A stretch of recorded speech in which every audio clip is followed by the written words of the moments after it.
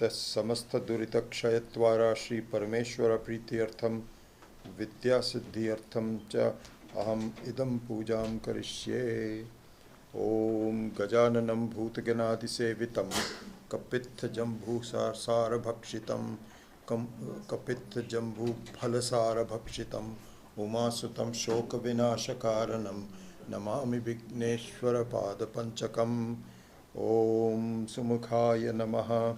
ओम एकदन्ताय नमः। ओम कपिलाय नमः। ओम गजकर्णकाय नमः। ओम लंबोदराय नमः।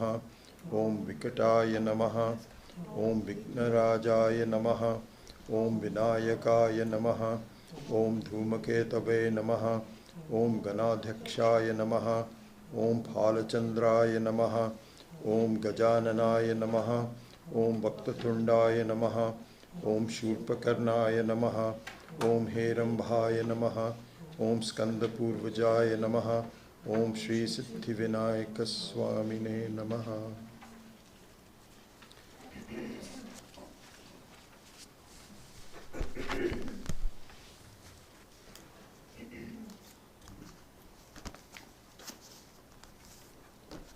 So I think we'll continue your following me for a few more times until we get the thing pretty well done.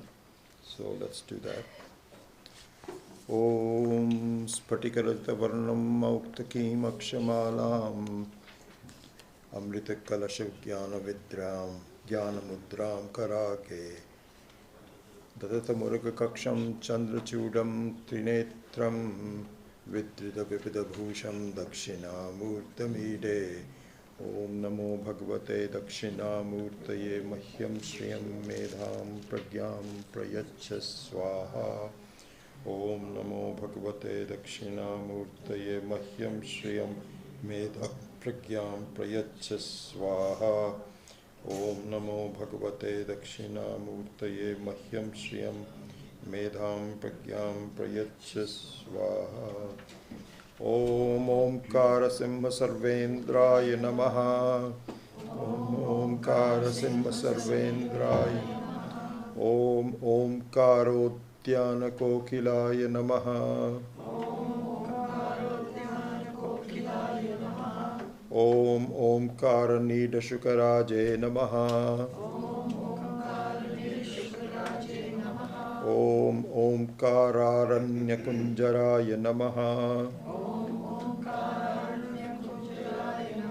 Om Nagaraja Sutajanaye Namaha.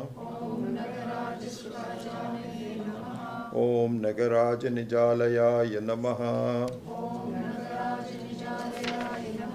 Om Navamanikya Maladhyaya Namaha. Om Navachandra Shikhamanaye Namaha. Om Nandita Shesha Maunindraya Namaha. Om Nandi Shadi Madeshikaya Namaha.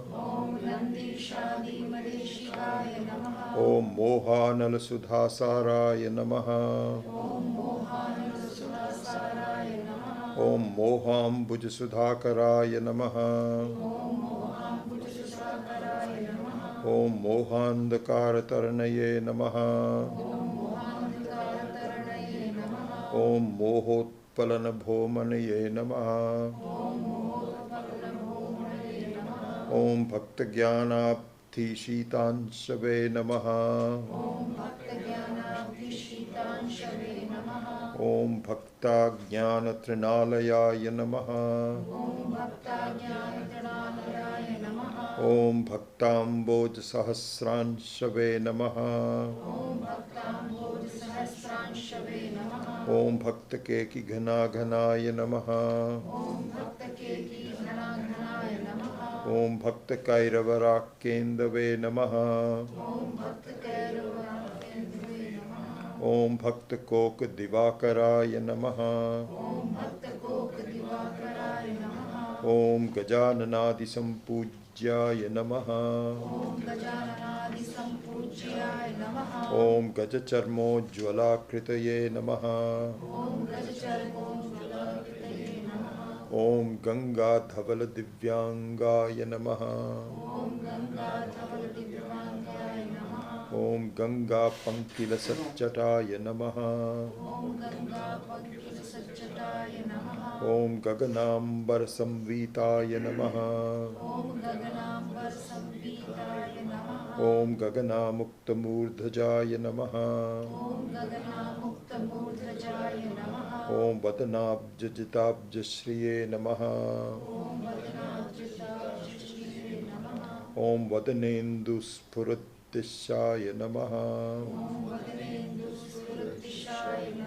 Om Varadanaika Nipunaya Namaha. Om Vanavirojjalatkaraya Namaha. Yeah, I think I mispronounced it. Om Varavinojjalatkaraya Namaha. Om Varavinojjalatkaraya Namaha. Om Vanavasa Samullasaya Namaha. Om Vanaviraikalollupaya Namaha. Om Tejaf Bhunjaganakaraya Namaha. Om Tejasamapi Bhasakaya Namaha. Om Vineyanam Tejaf Pradaya Namaha. Om Tejomaya Nijashramaya Namaha. Om Damitananga Sangramaya Namaha. Om Darahasa Chitanganaya Namaha. Om Dayarasa Sudha Sindhave Namaha. Om Daridra Dhanashevadaye Namaha. Om Kshirendu Spatikakaraya Namaha. Om Kshirendu Mukutojjalaya Namaha. Om Kshiropahara Rasikaya Namaha. Om Shiv Praishvarya Phalapradaya Namaha. Om Nana Bharana Mugdhangaya Namaha. Om Nari Sammohana Kritaye Namaha. Om Nada Brahmarasa Swadine Namaha. Om Nagabhushana Bhushitaya Namaha. Om Murti Nindita Kandarpaya Namaha. Om Murta Murta Jagat Vapushe Namaha. Om Mula Jnanatamo Bhanave Namaha. Om Murtimat Kalpapadapaya Namaha. Om Tarunaditya Sankashaya Namaha. Om Tantri Vadana Tatparaya Namaha. Om Tarumulaika Nilayaya Namaha. Om Tapta Jambu Nadaprabhaya Namaha. Om Tattva Pustola Satpanaye Namaha. Om Tapunodupalochanaya Namaha.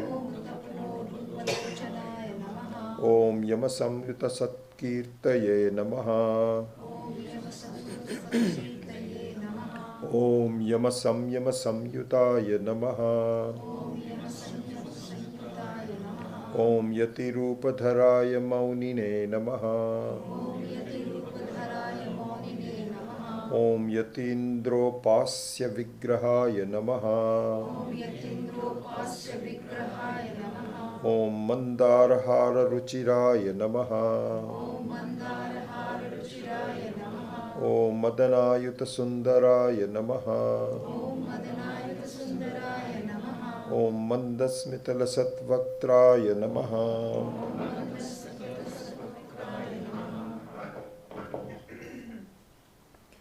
ॐ मधुराधरपल्लवाय नमः। ॐ मञ्जीरमञ्जुपादाब्जाय नमः। ॐ मणिपट्टोलसत्कटये नमः। ॐ हस्ताङ्कुरितचिन्मुद्राय नमः। ॐ हठयोगपरोत्तमाय नमः। ॐ हंसजप्याक्षमालाढ्याय नमः। ॐ हंसे द्वाराध्यपादुकाय नमः। द्वाराध्यपादुकाय नमः। ॐ मेरुशृङ्गतटोल्लासाय नमः। तटोल्लासाय नमः। ॐ मेघश्याममनोहराय नमः। मेघश्याममनोहराय नमः।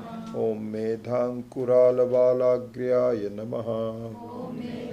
कुरलवालाग्र्याय नमः। ॐ मेधापक्वफलद्रुमाय नमः। ॐ धार्मिकान्तर्गुहावासाय नमः। ॐ धर्ममार्गप्रवर्तकाय नमः। ॐ धामत्रयनिजारामाय नमः। धामत्रयनिजारामाय नमः। ॐ धर्मोत्तममनोरथाय नमः। ॐ प्रबोधोद्गारदीपश्रिये नमः। ॐ प्रकाशितजगत्र्याय नमः। ॐ प्रज्ञाचन्द्रशिलाचन्द्राय नमः। ॐ प्रज्ञामणिवराकराय नमः। ॐ ज्ञानान्तरभासात्मने नमः। ॐ ज्ञातृज्ञादिविदूरगाय नमः। ॐ ज्ञानज्ञाद्वैतदिव्यांगाय नमः। ॐ ज्ञानज्ञाद्वैतदिव्यांगाय नमः। ॐ ज्ञानज्ञाद्वैतदिव्यांगाय नमः। ॐ ज्ञातृज्ञादिकुलागताय नमः। ज्ञातृज्ञादिकुलागताय नमः। ॐ प्रपन्नपारिजाताग्र्याय नमः। ॐ प्रणतार्थ्यब्दिवाडवाय नमः। प्रणतार्थ्यब्दिवाडवाय नमः। ॐ भूतानां प्रमाणभूताय नमः। ॐ प्रपञ्चहितकारकाय नमः। ॐ यत्तत्त्वमसि संवेद्याय नमः। ॐ यक्षगेयात्मवैभवाय नमः। ॐ यज्ञादिदेवतामूर्तये नमः। ॐ यजमानवपुर्धराय नमः। ॐ छत्राधिपतिविश्वेशाय नमः। ॐ छत्रसामरसेविताय नमः। ॐ छन्दशास्त्रादिनिपुणाय नमः। ॐ छलजात्यादिदूरगाय नमः।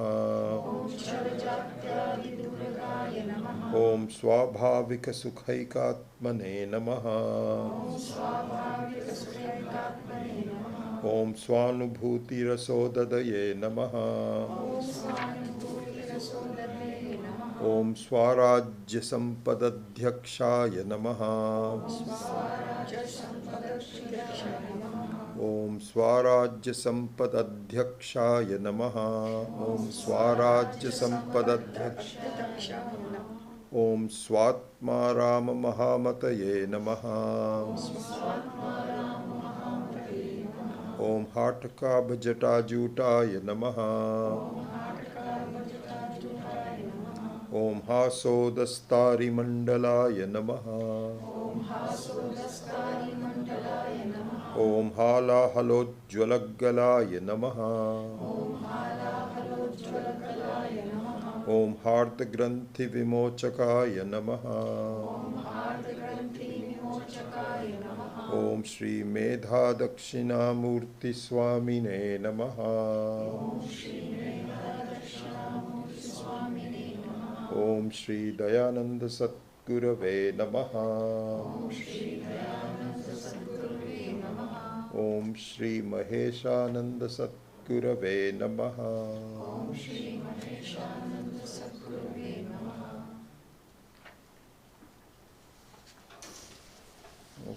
Okay.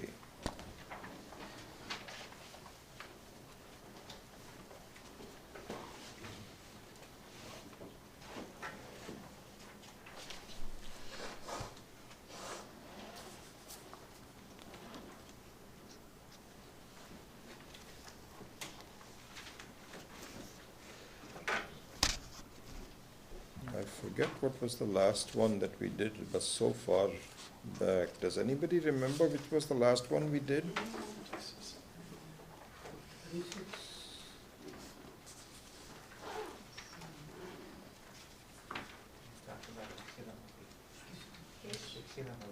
Page on this book, page 11. Page 11 on that book? Okay. So, I think you're right. We had did Moha Ambuja Sudhakaraya Namaha. We had already done that. So the next one is number 13. Om Moha Andhakara Taranaye Namaha.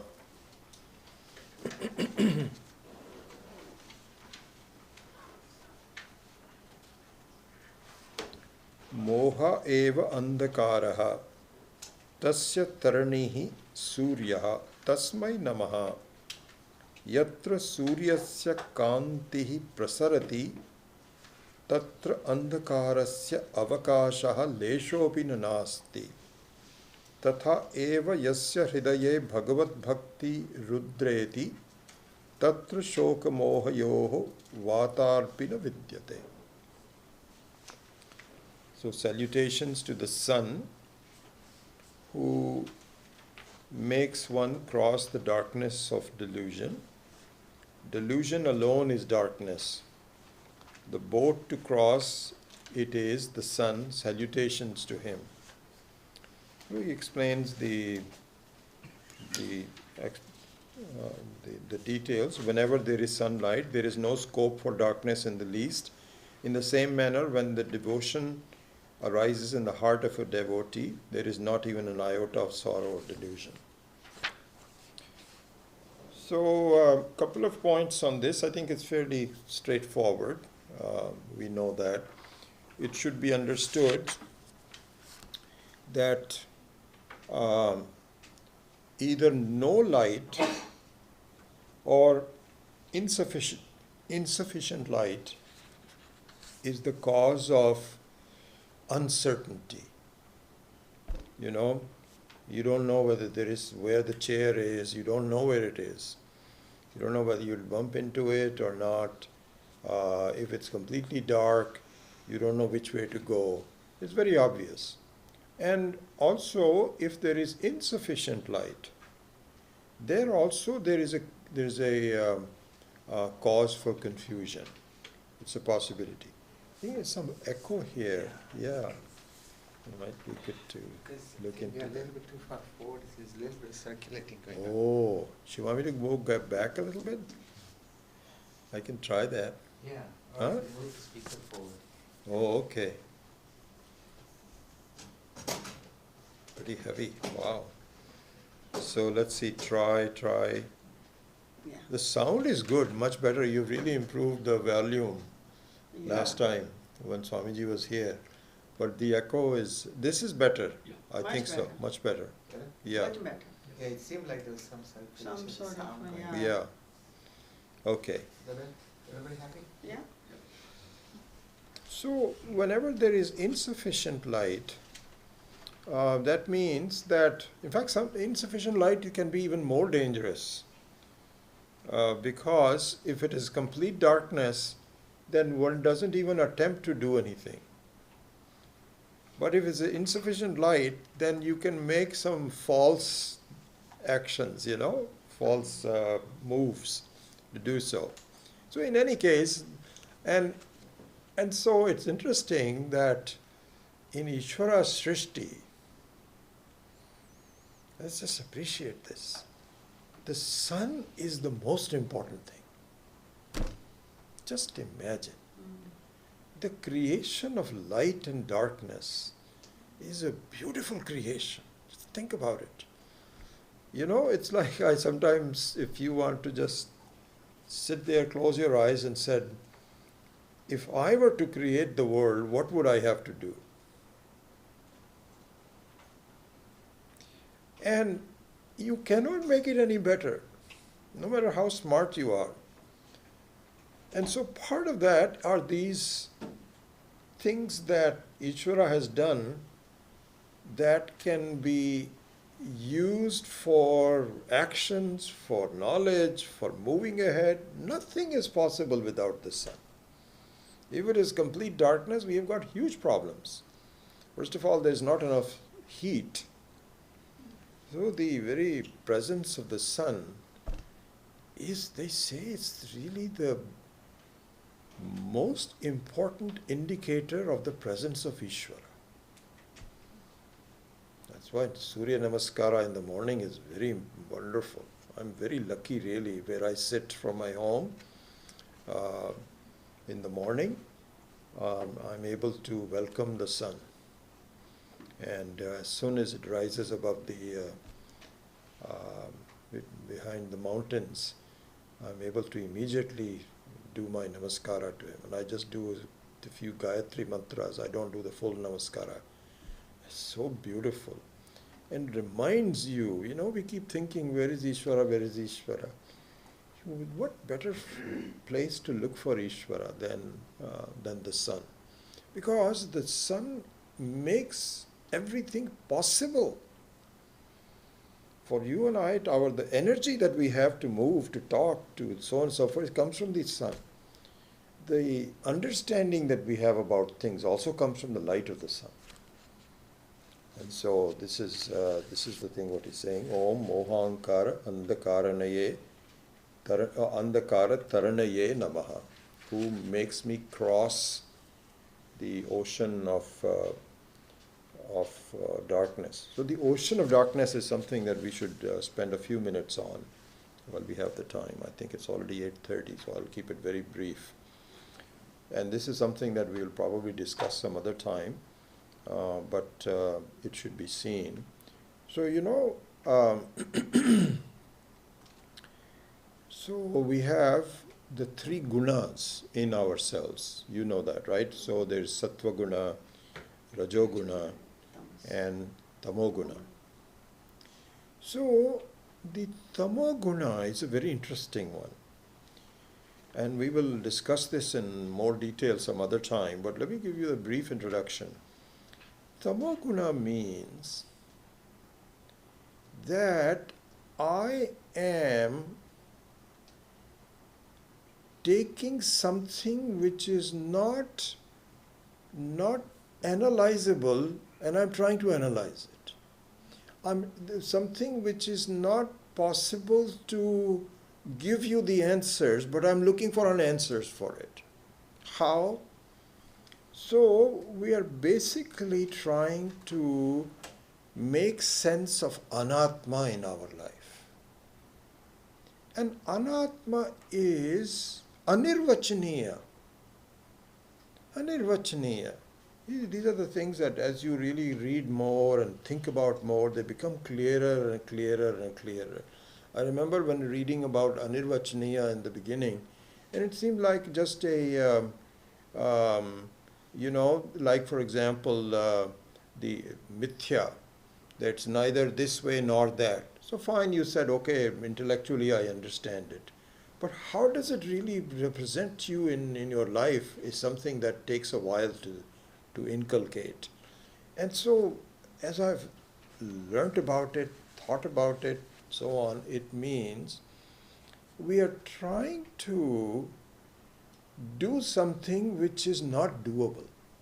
And a good example of that is, it's like supposing you're saying, I'm going to stop the wind. How ridiculous that is. You can never stop the wind. But this is exactly what our life is all about. I'm going to figure it all out. Here's what I'm going to do.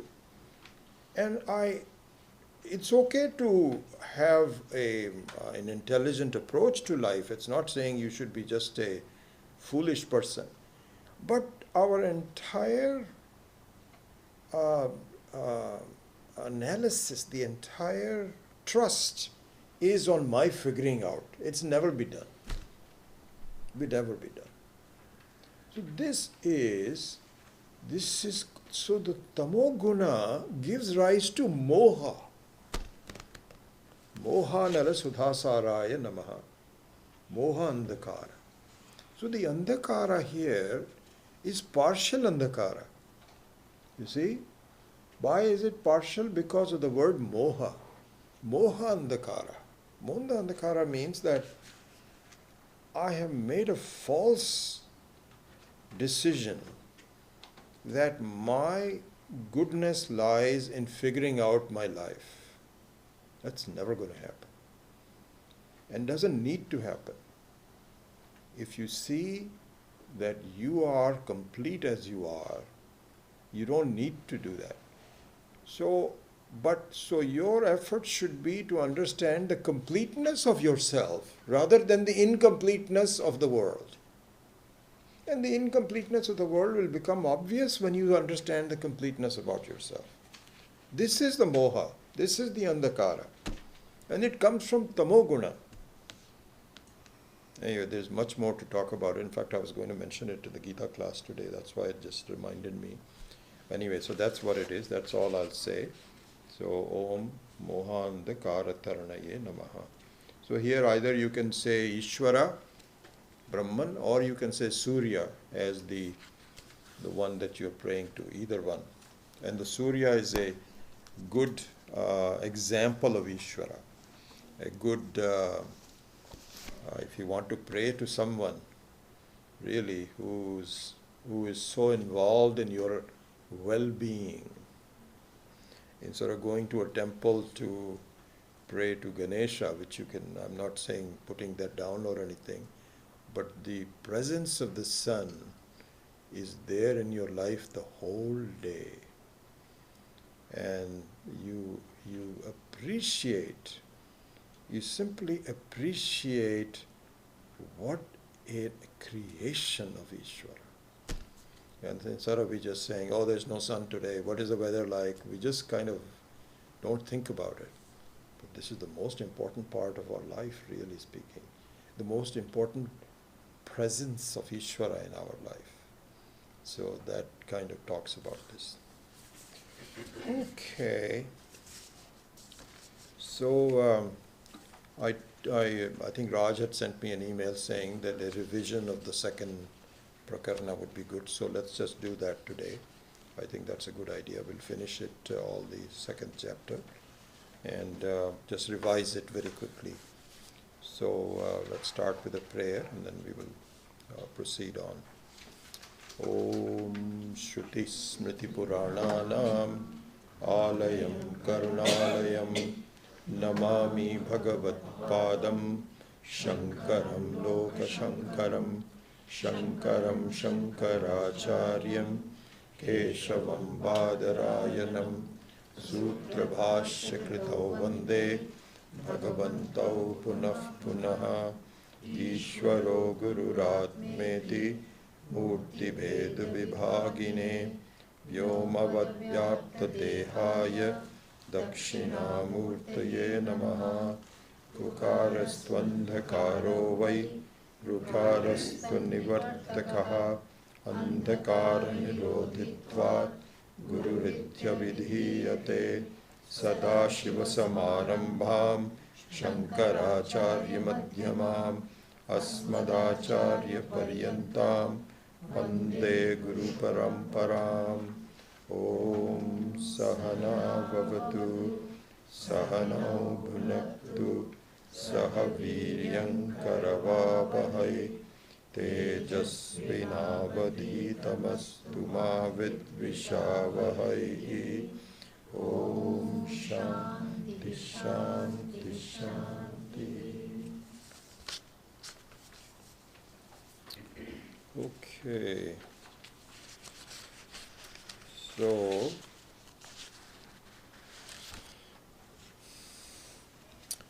let's start from the beginning, in the sense that the Mandukya Karika, or the Mandukya Upanishad, is all about Om. As you know by now, you should be very familiar with this. That's the main focus of the teaching of Mandukya is about Om. And Om, in all of its manifestations. So, all of its manifestations means that as the Turiya, it is independent, non-changing, and timeless, always there as consciousness. And as Anatma, so that is the Atma, that is me, I. And as Anatma, Om encompasses the entire Anatma. So Om represents both Anatma as well as Atma. It represents the entire creation. So it's not as though creation is one thing and Turiya is something else. It's not that. There is only nothing but Omkara. But the Omkara has an aspect which is Turiya, and all of the changes in your life, all of the samsara, the entire jagat and so on, is nothing but the manifestation of the Turiya. So this is at the macro level. At an individual level, you should see the same thing. That really speaking, your entire life consists of three different experiences, which is Sushupti, which is deep sleep, which is Swapna Avastha, which is dream, and Jagrata Avastha. And you are going back and forth between all three of them. There is nothing fourth. And the fourth one is really something you are not aware of at the moment, but it is you, the Turiya, which is the Atma.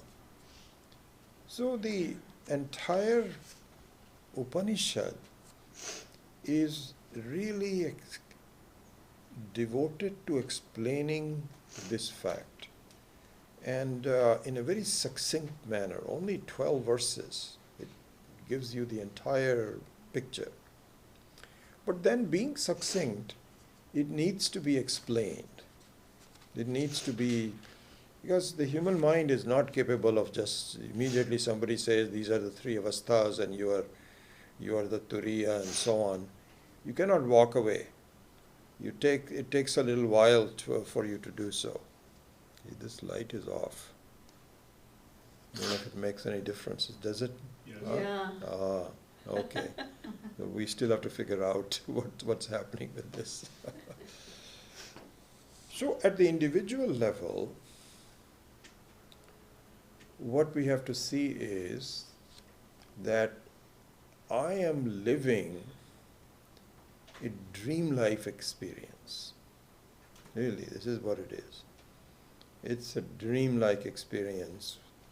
And as I mentioned to you in the last class, and it's worth repeating really, that it took me a line to dawn on me, that really in our attention and analysis, a dream is more important than Jagrata Avastha.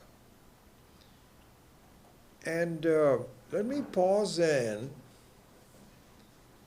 ask you to tell me why that might be the case. Why do you think? Anybody? Why am I saying that the dream, which is not an obvious statement, this is not something that everybody was saying yes, nobody would even agree to it. But why would anybody say that the dream is more important to focus on than the Jagrata Avastha? Why? Anyone? Dream is I think he has his hand first. So because we have a Jagrata Avastha state where when we get out of dream state, we can analyze the dream state. But when we're in Jagrata Avastha, it's very difficult to get out of it and analyze the Jagrata Avastha as Mithya also. Okay, so you're saying that the dream is more important because It can be analyzed. it can be analyzed. That's one good reason. But there's some others also. Another one.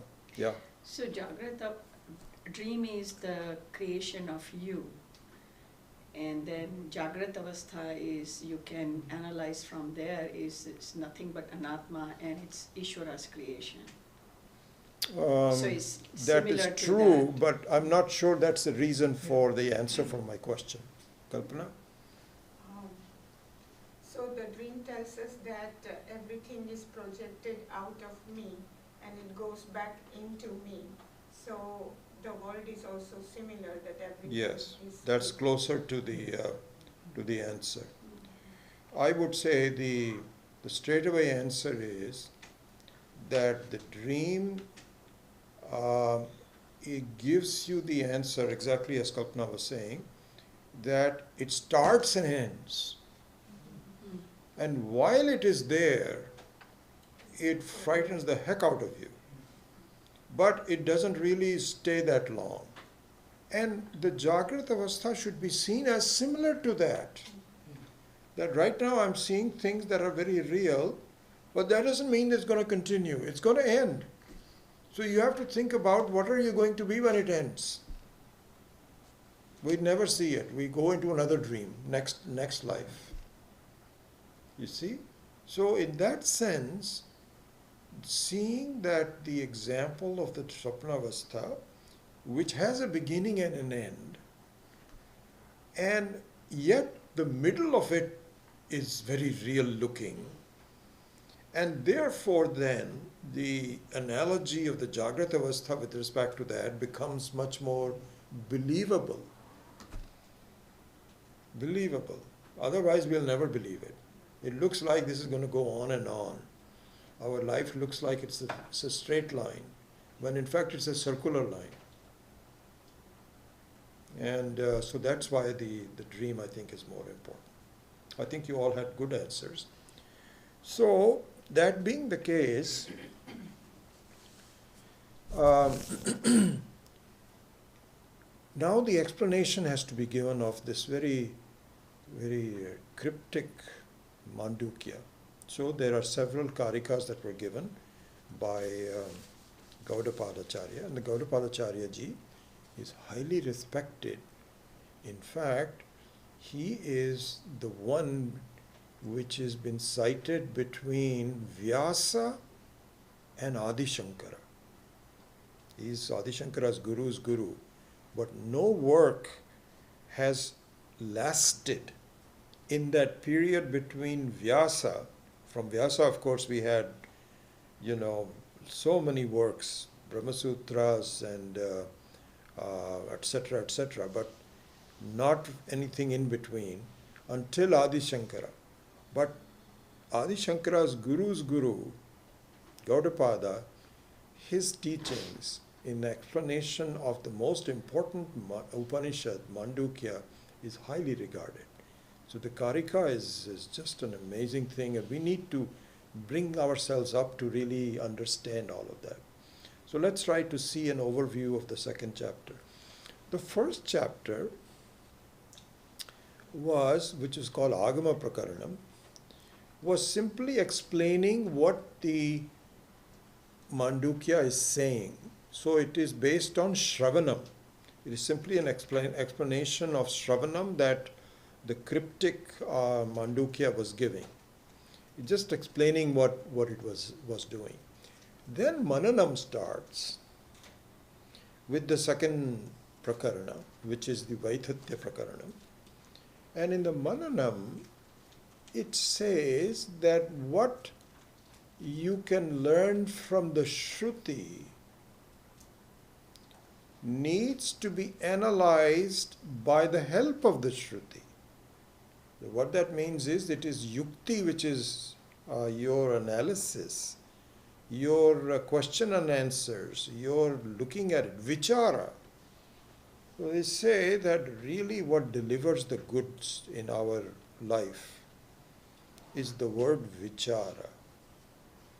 Vichara means the waking up process involves an examination, continuous examination, as Ramana Maharshi was saying, who am I? Of the vichara of what is this world all about? Who am I? What is our relationship? Why are things happening the way they are? It has to be done through, and the vichara has to be done individually, of course with the help of Shastra. It should be done with the Shastra, not without it. Because without it, the people that you are relying to themselves are confused. It's like saying that it's really an amazing statistic. One of the highest suicide rates are with psychiatrists. It's amazing. Somehow, I think after a while, they start to feel that he cannot solve anybody else's problems. And he can't even solve his own problem. Maybe something like that. So you cannot rely on the so-called wisdom of the world. For small things, how to make money and how to improve your diabetes and so on, that's fine. But in terms of understanding what's going on in the deeper aspects of it, you have to go to the source. And so, but you have to analyze. Vichara is the only way.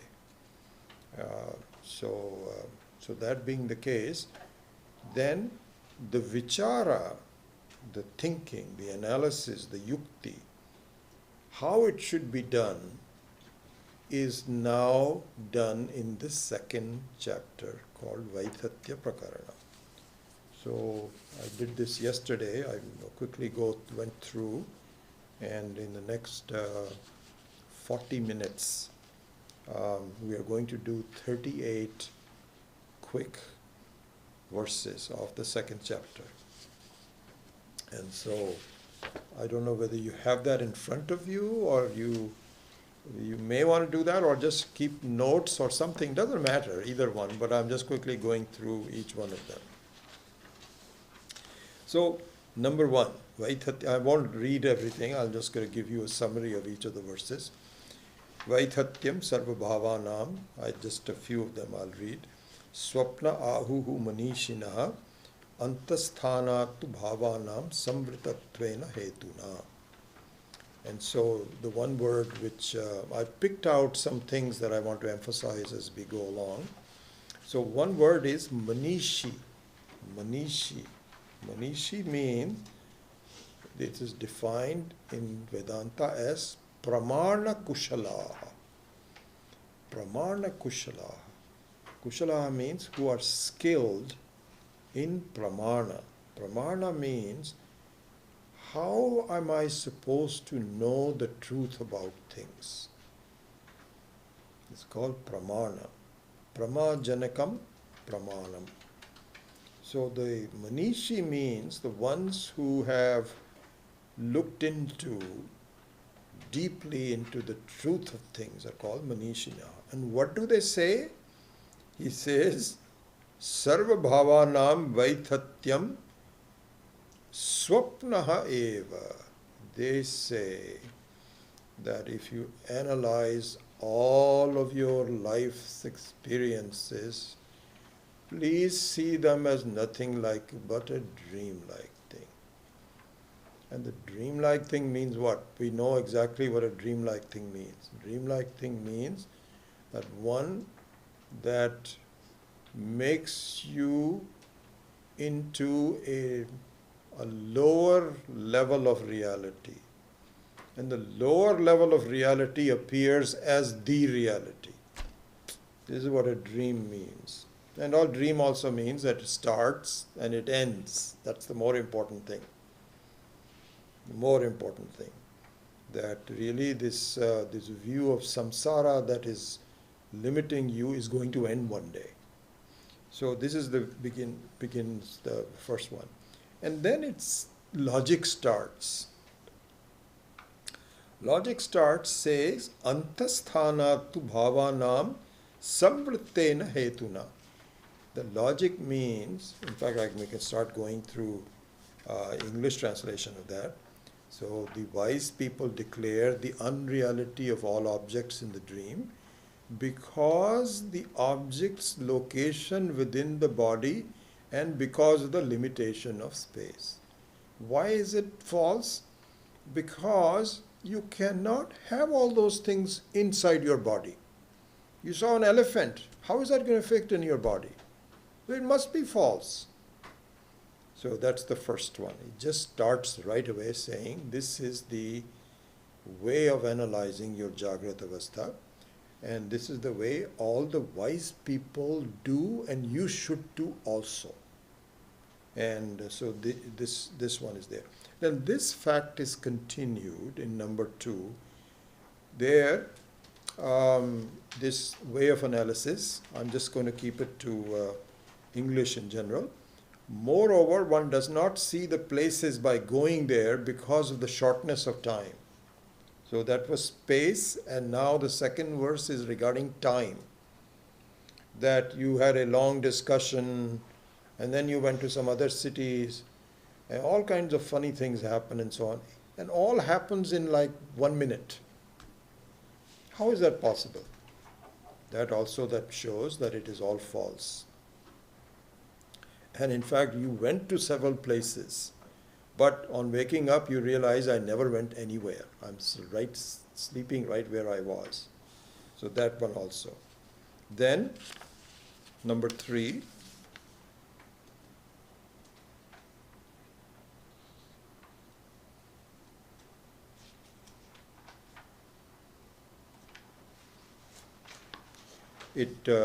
It summarizes this way of logic by saying that you see a number of things, you hear a number of things in your dream, but you don't see them when you wake up.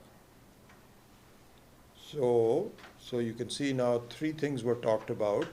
One was space, one was time, and the other one was simply the presence of vastu, of anything, also is absent.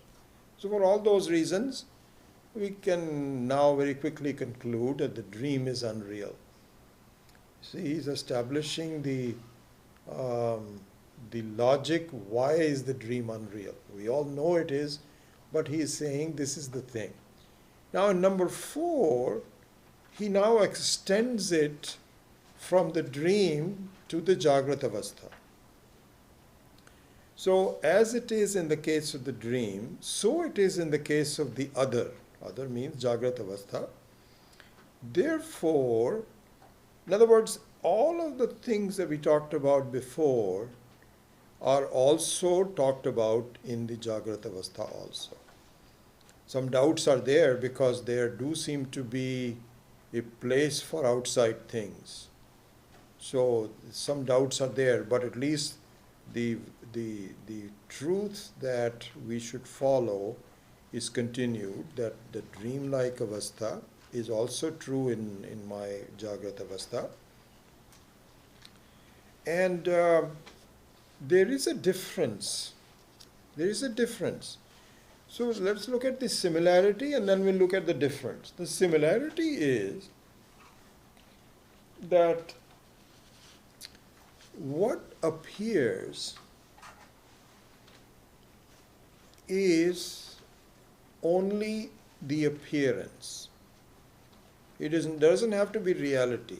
What appears may be the reality, but we don't know. But in general, the appearance is not real. This is the similarity between them. But there is a difference.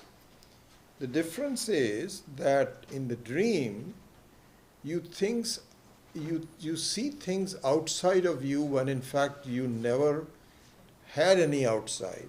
Whereas in the Jagrata Avastha, you see things that are outside that are outside of you. This is the difference. So he says, I recognize that. We'll deal with it later on. But at least see the similarity of them. So that's number 4. Then in number 5,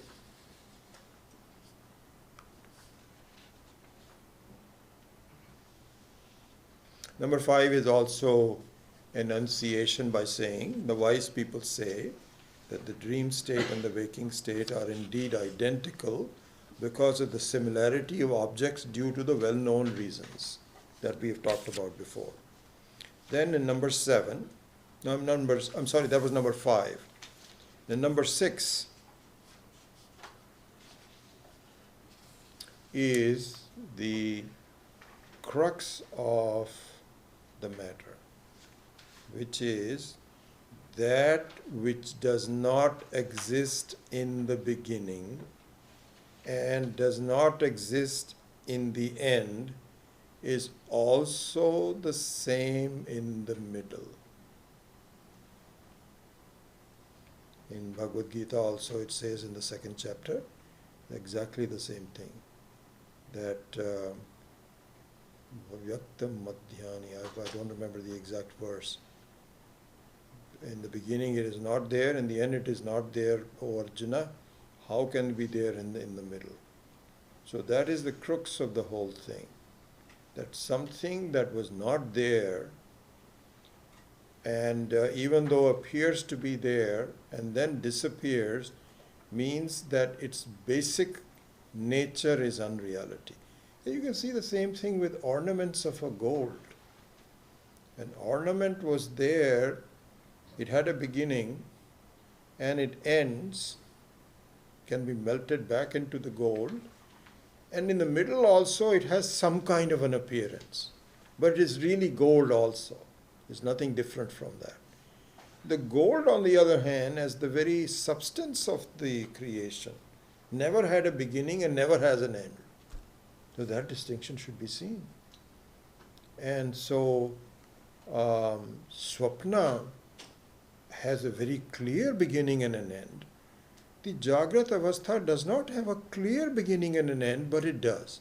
And for one of the things one should see is that the Jagrata Avastha is replaced by the Swapna Avastha. This is also an important thing to see, which also comes from the Mandukya Upanishad also. You see, this is an important thing. If the Jagrata Avastha was so real, then the Swapna Avastha may get imposed on it, but the Jagrata Avastha never goes away. You see, it never goes away, but it does. So the Swapna Avastha cancels the Jagrata Avastha, and Jagrata Avastha cancels the Swapna Avastha. They are both mutually exclusive. So it ends. It has a beginning and an end. You cannot say it does not have a beginning and an end. It is our postulation. This is one of the issues that we have, is that, so this is what is called Pramana Kushala. Pramana Manishinaha Pramana Kushalaha means that you ask somebody, hey, when were you born? He says, let me see, 1959, such and such. So everybody says that. Everybody has a birth date. And then you say, really? When? How did you know that? And so this is like saying, this for from our eyes, we say, I saw the person. Was he in the class? It says, yes, I saw it. So this is what called pramana kushalaha. I saw the presence of the person in the class because my eyes are trustworthy. They are pramajanyam. They create exactly that I saw a person with my eyes. So like that, if you say, when were you born? It says such and such day. How do you know? So he says, what is your pramanam? What is your proof? And then the person says, well, my mother tells me. And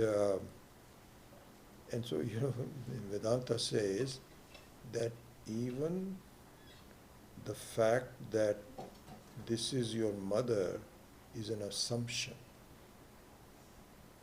There is no proof for it. There is no proof for it.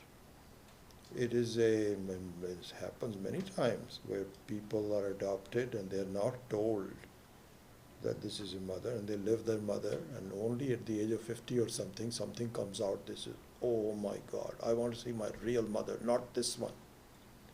So even the fact that your mother is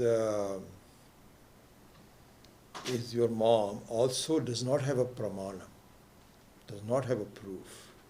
It is just her word against yours. And certainly not in the case of your birth. Because you say, well, my mom told me. Well, your mom told you about the birth of the body. Did she tell you about the birth of the Atma? She also doesn't know the Atma. You also don't know the Atma. You're talking about something completely different. No, absolutely not. This is the same example that Swamiji gave about losing the coin. You remember? That this lady, people were searching outside. Hey, you are searching at a different, I'm not talking about that. I'm talking about when were you born?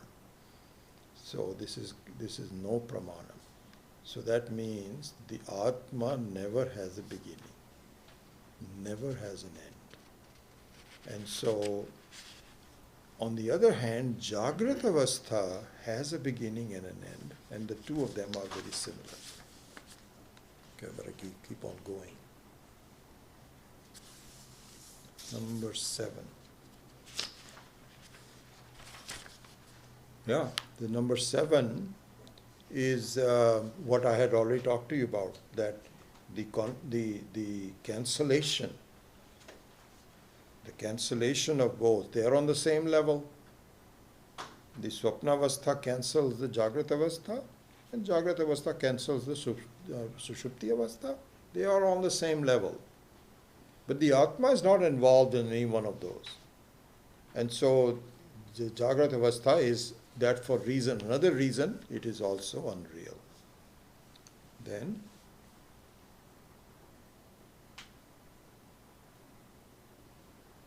number 8 now starts to move forward and says that, really speaking, both of them are nothing but an aspect of the observer. Jagrata Avastha is also an observer-based thing, and so both of them are based on this is like saying that both the kinds of ornaments are based on the same gold. Okay, so this is starting to look at the answer. First thing is to see the unreality of the dream, and then we will see what is then the reality. If you're talking about is unreal, just like the Buddhists say. Buddhists say everything is unreal, so we also nod our heads. And we keep thinking that at the end of that we'll come to the real. They never do. Everything is unreal, you're also unreal, everything is unreal. Hey, what are you talking about? In fact, we say everything is real. Even the things that are unreal also have my reality as the very basis. So anyway, that's a separate thing. But anyway, it just goes on to do that. 9:06, I have 24 minutes. I'm falling behind.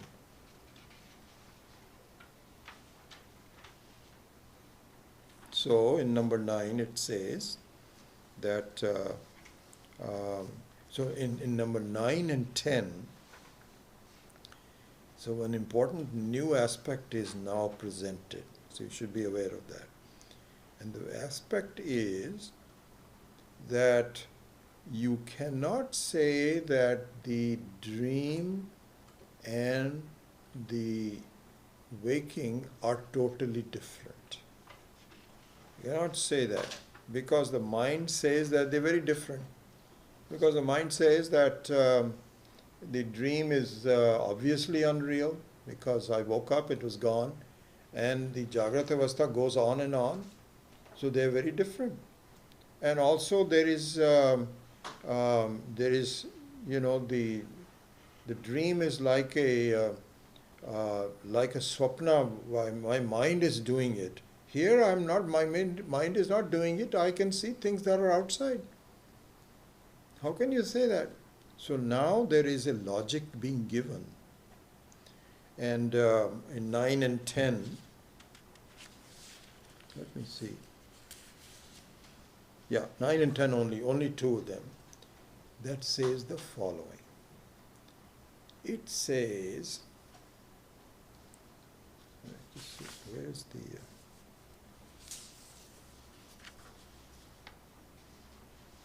This will continue on for a little while also. So it's not just 9 and 10, but let me give you the gist anyway. So what it says is that please notice that there is an inside thought in your life and an outside thought in your life. Inside thought is something that only you see, no one else sees. And it's very nebulous. It's very vague.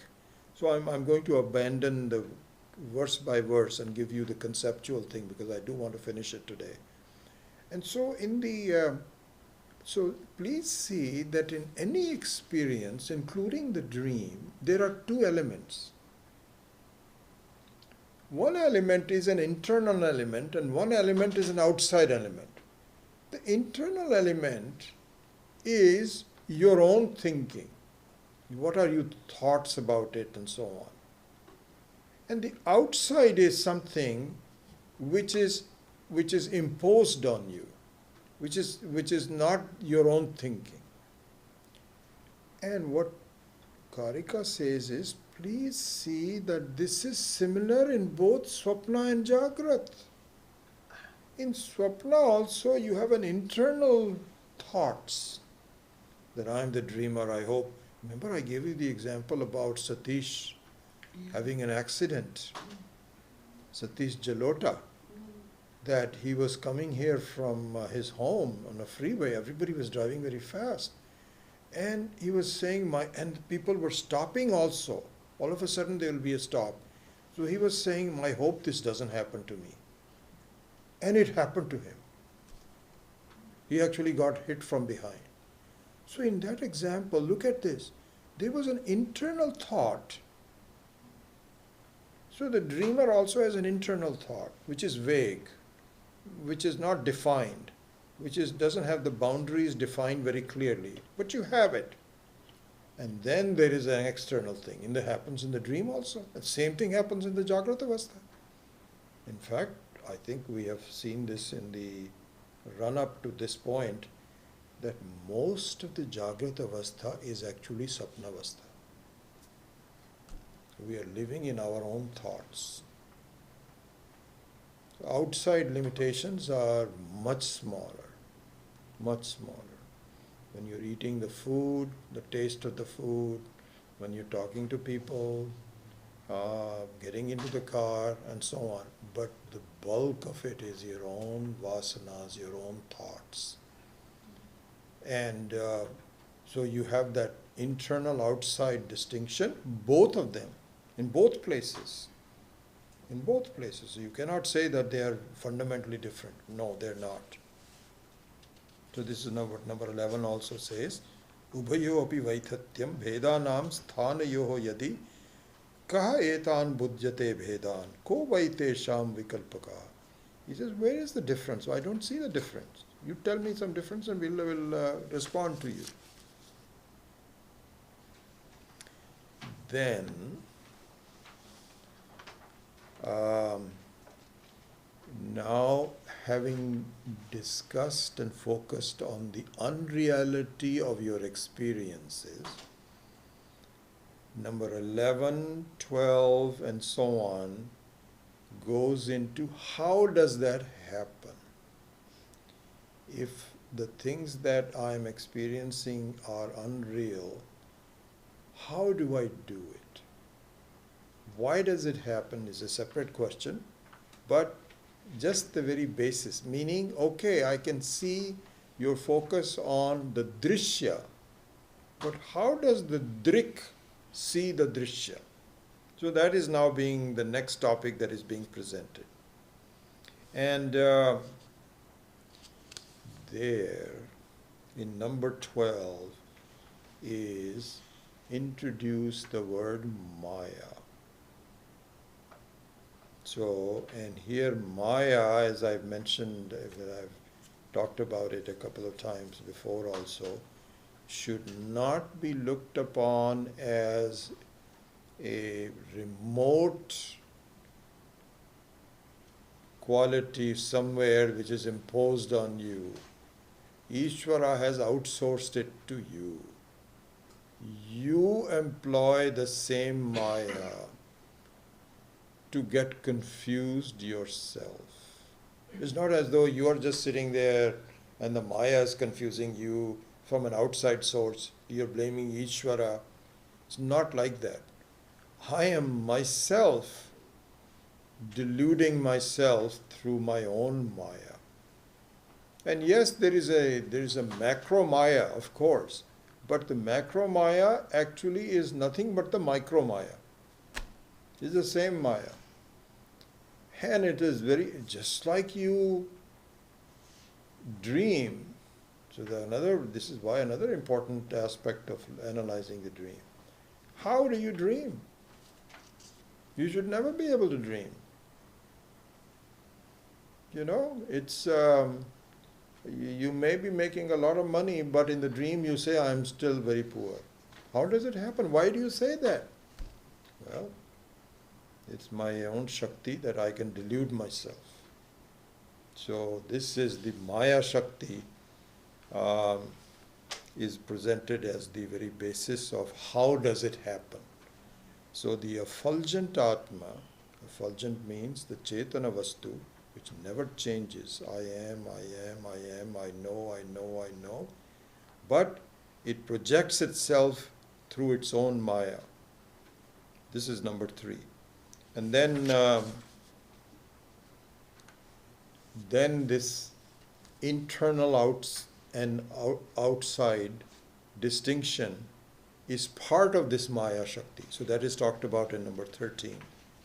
The Atma projects, here Swami Paramarthananda has put the word mundane, means normal, within the mind, and in the same manner it projects well-defined objects also with an outside mind. So it's all a function of how the mind works. So you see the distinction. One case is there is no imposition of outside in your mind. You can create your own creation. In the other case, your mind is somewhat limited by what you see outside. It's defined. The contours of your mind are much more arrested by what is happening outside.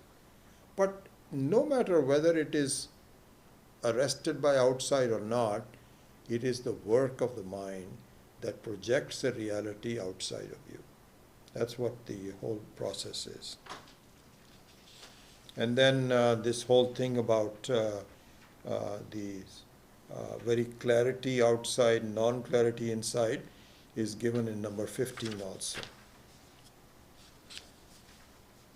And then in 16, 17, this whole process, how the outside things are appearing as real, is given as an introduction, which, just one thing, number 17, if you look at it, he summarizes this phenomena of how I look at things outside with the example of the Rajju Sarpa, with the rope and the snake. So this is the final one in this analysis, that if there is insufficient light, then your mind can conjure up something which is not there. There's no pramana for it, but you conjure it up. Similarly, when you say that I am born, you're conjuring it up. You were never born to begin with, but you say I'm born. And then you get help from everybody else. Your parents also says, yes, you were born. Don't question it. You're my son. And so on. All of that happens. Now, the Karika starts with number 19. How different people imagine things to be real. There's a long list starting with number 20. So number 19 actually discusses how this is done, and then number 20 starts with prana iti prana vidaha, bhutani iti ch tad vidaha, guna iti guna vidaha. So in number 20, The speaker is. so in number 20, 21, 22, 23, 24, 25, 26, 27, 28. So 9 verses go into the beliefs of the people. They believe this is real. Like for example, the very first one, prana iti prana vidaha. The prana iti prana vida means that, and this is perhaps the most important prevalent one, that life is considered to be the Atma. Which is not true, but I am living means I am living. Livingness is me. And if somebody dies, then if the living, the prana is gone, then you are also gone. And so prana vidaha, this is not true. Atma has prana as one of the qualities, but Atma is different from living or non-living. Living and non-living is a function of body-mind, not of the Atma. Nevertheless, and then there's a long list of people, what they believe in. Vedas, Yajnas, Sukshma, Kala, Disha. We went through this in several classes. So that goes on until number 28, which is Shrishti, Laya, Sthiti, Iti Tadvidaha, etc. And then in number 29, he summarizes that by saying that whatever is told to you by an apparently reliable person, you come to believe in it, and it actually gives you protection. So, for example, if you think that an Ishta Devata, your personal Devata, is important, you have to believe in a Devata. It is Ganesha, for example. Ganesha is your Ishta Devata. And you somehow, through whatever means, you are told that please do it. You go to you adopt a Ganesha and then pray to it and just trust. So what happens with that is that your sense of trust enhances your sense of reality. That, yeah, this must be true. And it actually works to a certain extent also. And so that reinforces your belief. So that's what he's saying in number 29. Yam bhavam darshayati yasya tam bhavam satu pashyati tam cha avati sa bhutva asau tad graha samupaiti tam. So in the English translation of that is number 29. One sees that thing whatever thing that we talked about, prana, etc., devatas, as the reality, and which thing a teacher, means somebody who's proposing that, tells you, having become one with him, it protects him, firm conviction in that possesses him. You don't waver from it. He says, this is it. Even bad things happen, you say, that's okay. But I think my faith is in this. And so these are, you create an alternate reality, that this Devata is real. I am not real, but the Devata is real. So all that happens. And then, with number 30 to 38, which is the last section of the second chapter, it says, the method to understand all of this. If somebody has to show it to you, what the truth is, which one should you follow? Somebody has to show it to you, because we are ourselves not smart enough to figure it all out. Somebody has to show it to us. Even our Devata and etc., it's good. Up to a certain point we believe in it. But if someone has to show you the truth, how will that truth be? And what you should be looking at in terms of following the right teaching? This is given in number 30. So he makes a fundamental point of the logic of this. So he says, the Atma is considered to be separate from these objects which are really not separate from you. One who really teaches you this with clarity is the one you should follow. It appears that I am different from what I am looking at. What I am looking at is different from me, when in fact it is not true. Like a dream is not different from you, even though it appears different from you. It is not different from you. Hey, this is the thing. This is the anirvachaniyatvam of Maya. So, it is not different from you, but it is not you. How are you going to look at that? So, you felt, hey, so if something is not different from you, then it must be me?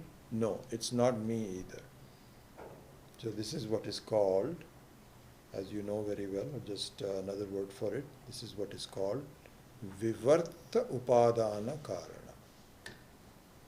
Vivarta Upadana Karana. So it's just like saying, be very definitive. This is the anirvachaniyatvam of Maya and Mithya. So in terms of the simplicity of the example of gold and ornaments, to be very clear to me, is the ornament separate from me? He says, no, the ornament is not separate from me. Is it me? It's not really you also. It is something which is neither separate from you, nor is it you. It is something strange. This is exactly our experiences of life. We have to see that it's not, see, when you say it's separate from me, you are saying it is separate from ahankara, the jiva. See?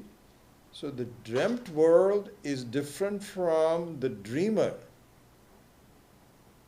But both the dreamt and the dreamer are nothing but the Atma, the waker. And so it may be different from the ahamkara. We are not saying that it is not. But see, the real teaching is that even the ahamkara is not different from I, and the dreamt is also nothing but I. Both of them are non-separate from me.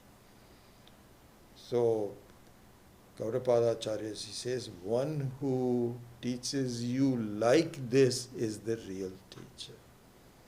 And so he just follows this reasoning now.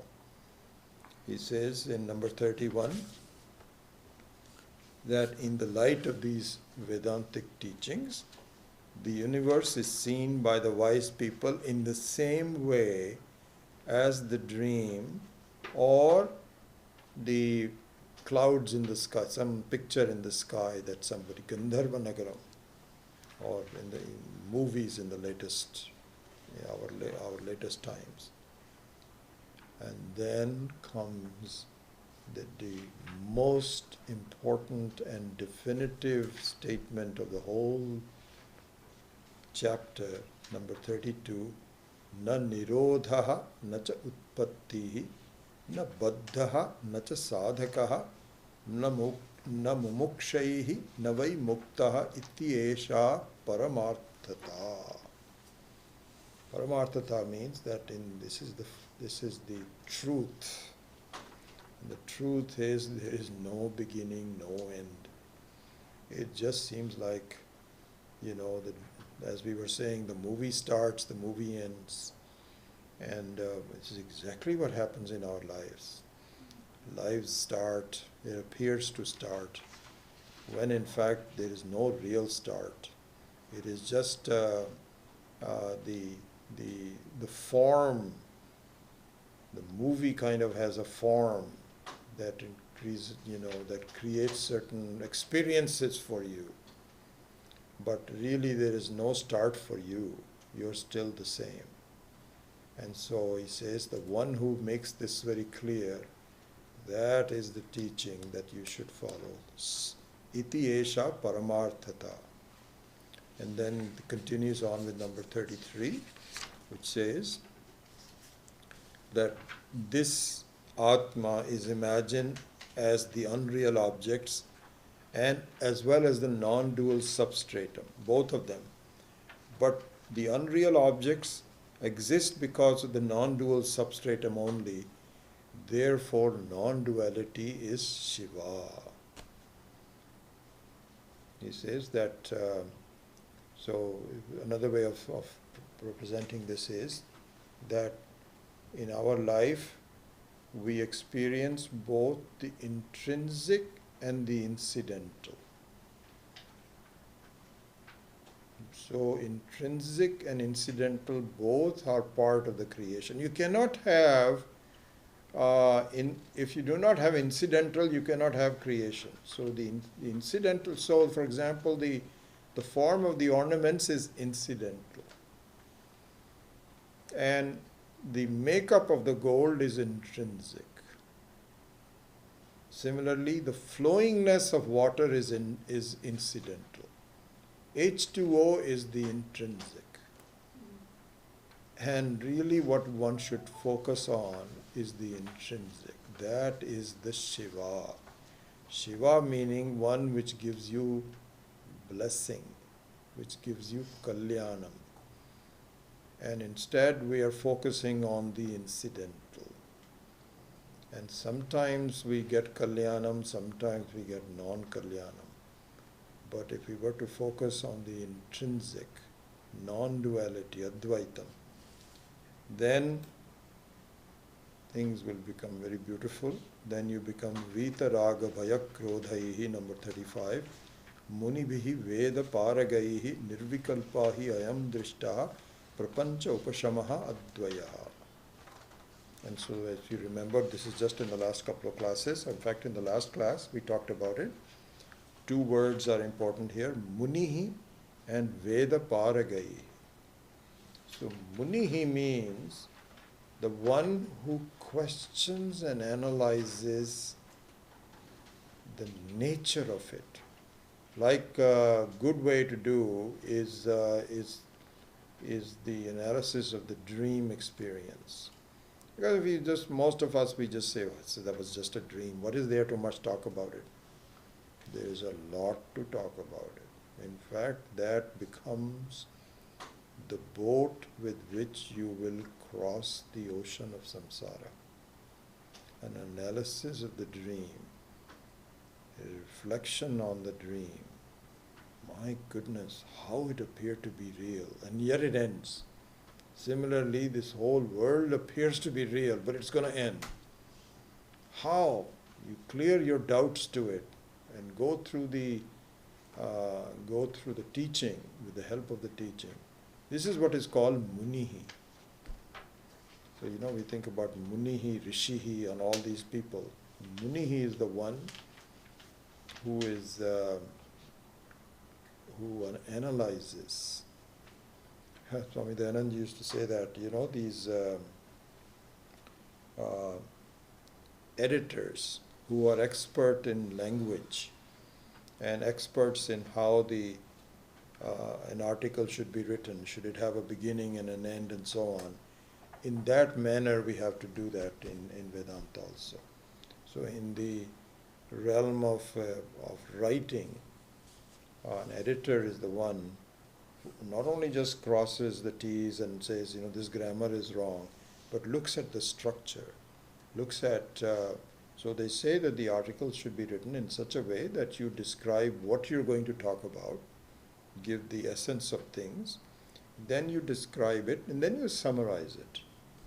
And so the editor has a very keen eye. And he says, is it doing it? And he says, no, you're just going all over the place. Please rewrite it. So this is what is called in an analytical mind. It's called Munibhi and Vedaparagayi. That this method of looking at dream and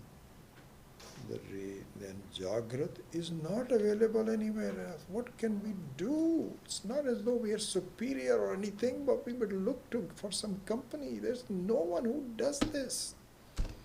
So you better go to Vedaparagayi. Please learn from the sense of freedom. If you do that, amazing things will happen. Prapancha upashamaha atvaya.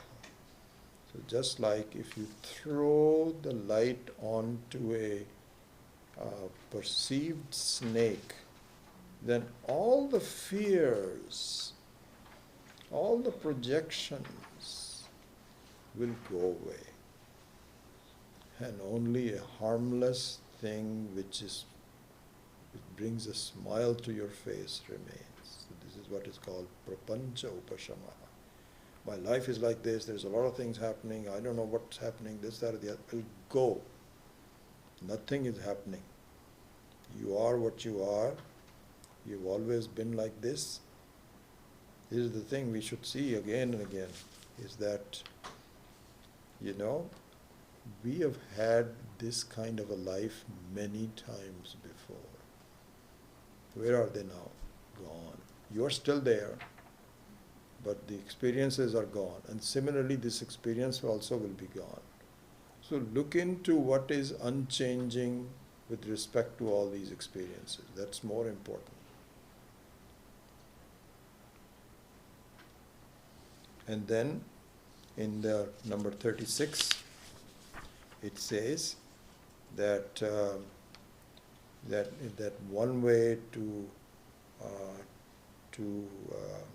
live, so Jivan Mukta is one who has two personalities. Jivan Mukta has two personalities. One is an internal personality, one is the outside personality. The outside personality is based on your prarabdha and your ahamkara, your responsibilities, the duties that you have. Don't change that.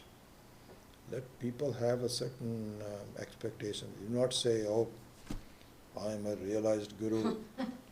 I am not, you have to give me food. I am not taking anything. Don't do that. Swami Dayanand used to say that. He says, these are the signs of people who have just suddenly discovered, wow, there is something. Swamiji get letters from someone. This body will come and see you next week. Swamiji says. That means, this is called nouveau riche. Sometimes the people who have just suddenly made money, so what they do is they buy the most expensive car and this, that, or the other, and yet you ask them for $10 for the charity, they'll say, I have to think about it. With the old money, means that they are just comfortable wherever they are. And so this is the thing. And so, and he says have two personalities. One personality is continue on with the outer relationships. Internally though, you're not concerned with it. You're okay. So this is the number 36. Jadavat lokam acharet means that move around as though you don't know anything. When you play with a child and you're playing with, these people have these cars and they're moving and so on and so forth. You cannot say, what the heck are you doing? It's ridiculous. You also should sit down.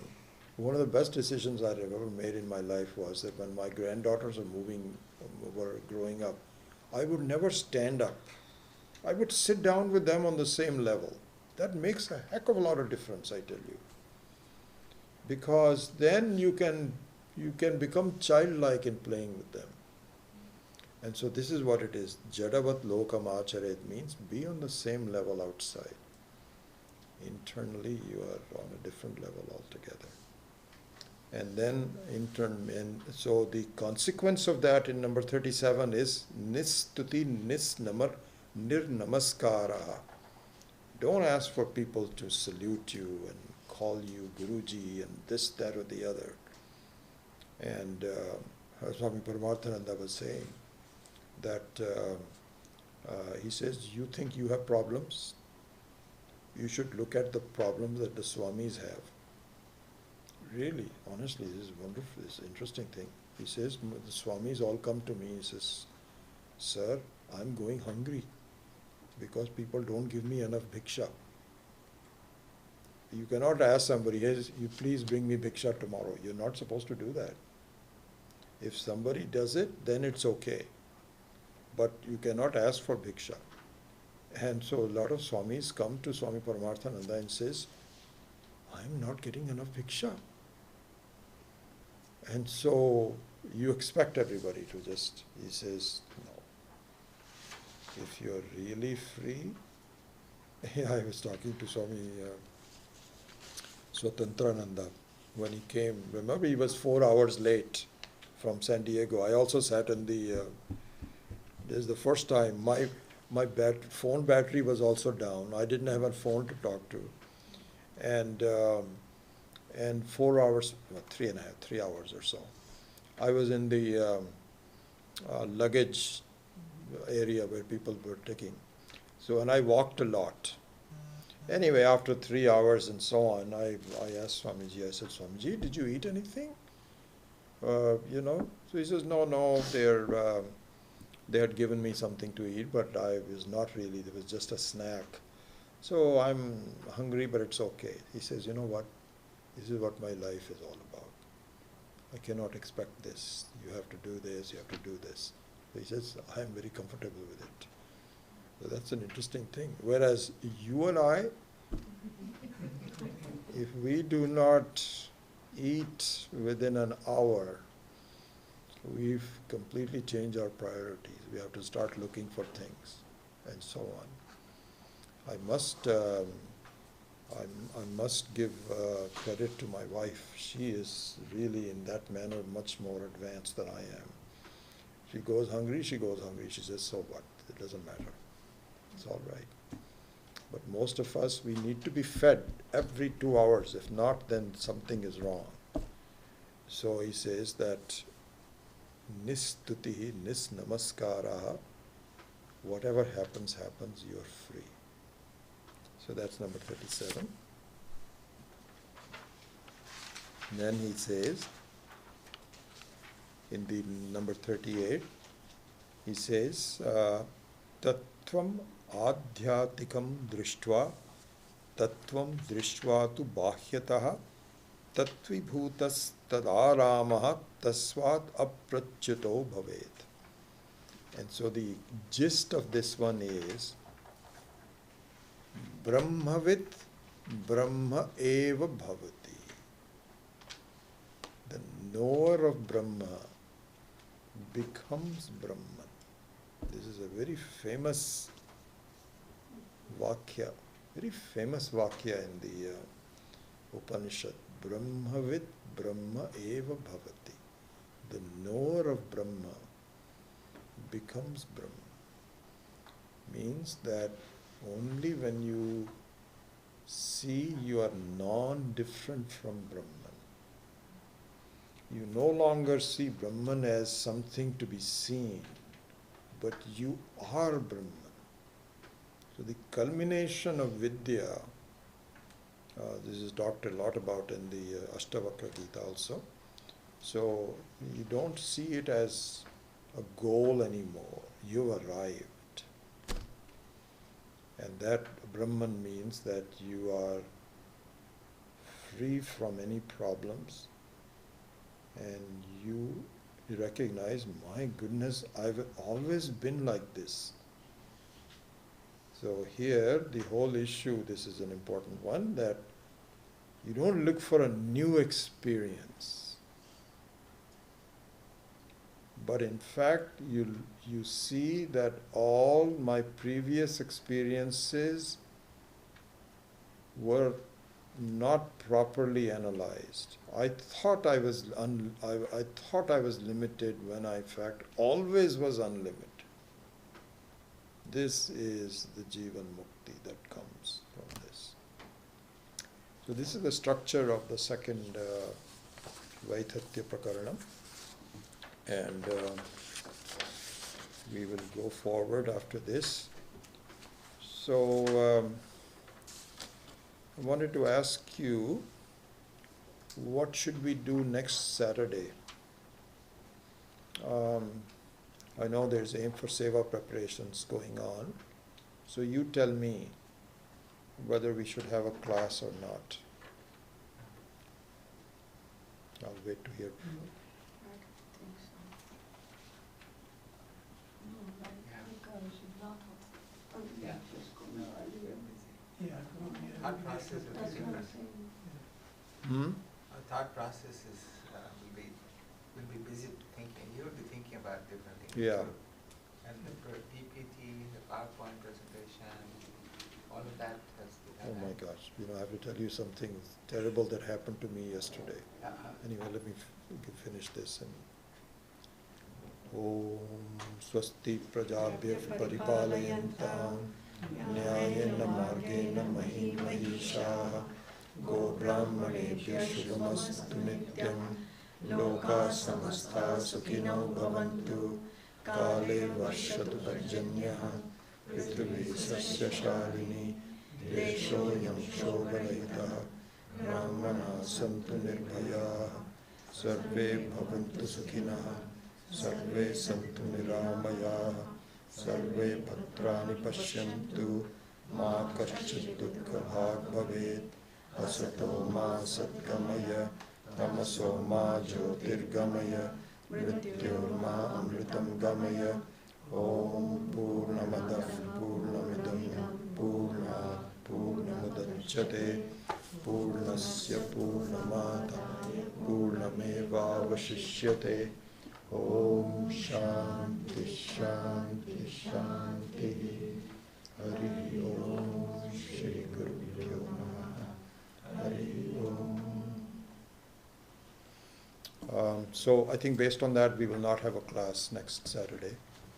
I'll have to ask the Gita people because most of them are not, except for Sushma who comes. So I think there's so many people who are online, so I have to think about that. I don't mind coming here, but then again the setup has to be done and so on. So most probably I won't even have that as well. Anyway, something really funny and bad happened yesterday. I'll tell you about that. My whole computer is completely eliminated.